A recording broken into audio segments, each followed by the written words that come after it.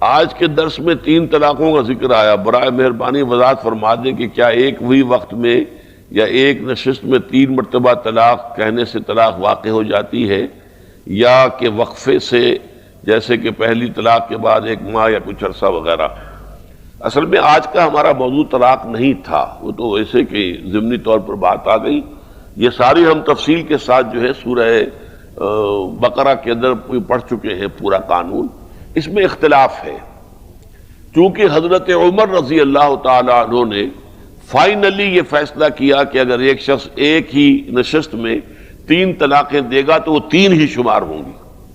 لیکن ساتھ ہی اس کو کوڑے بھی لگائے جائیں گے۔ دوسری یہ کام کیوں کیا؟ اس لیے کہ بہتر طریقہ جو ہے، اگر آپ کو طلاق دینی ہی ہے تو وہ یہی ہے کہ ایک طلاق دیں، اس کے بعد پھر جو ہے وہ 1 مہینے کے بعد پھر دوسری طلاق دیں،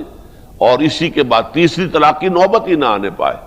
تاکہ اس کے بعد سیپریشن ہو جائے، عدت ختم ہو گئی تو اب دوبارہ اگر چاہیں تو نکاح ہو سکتا ہے، لیکن اگر تیسری طلاق دے دی تو دوبارہ نکاح بھی نہیں ہو سکتا آپس میں۔ تو 3 طلاقیں بیک وقت دینا گناہ کا کام ہے، البتہ گناہ کا کام تو ہے، لیکن حضرت عمر نے اسے چونکہ نافذ کیا تو اہل سنت جو ہے، یعنی حنفی، مالکی، شافعی، حنبلی، چاروں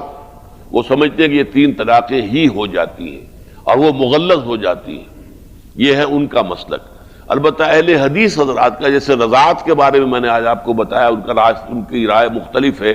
ایسے ہی طلاق میں بھی مختلف ہے۔ وہ کہتے ہیں کہ ایک نشست میں اگر 3 کیا 1000 طلاقیں بھی دی جائیں تو وہ ایک ہی طلاق شمار ہوگی، اور یہی موقف اہل تشیع کا ہے۔ تو اہل سنت میں سے اہل حدیث اور باقی ادھر سے اہل تشیع، ان کے نزدیک ایک وقت میں طلاقیں چاہے کتنی بھی دے دی جائیں وہ ایک ہی شمار ہوں گی۔ لیکن سنت کے جو 4 ہمارے مکاتب فقہ ہیں، یعنی مالکی، حنفی، حنبلی، شافعی، ان کے نزدیک 3 طلاقیں اگر ایک وقت میں دی جائیں گی تو وہ 3 ہی ہوں گی اور طلاق مغلظ ہو جائے گی۔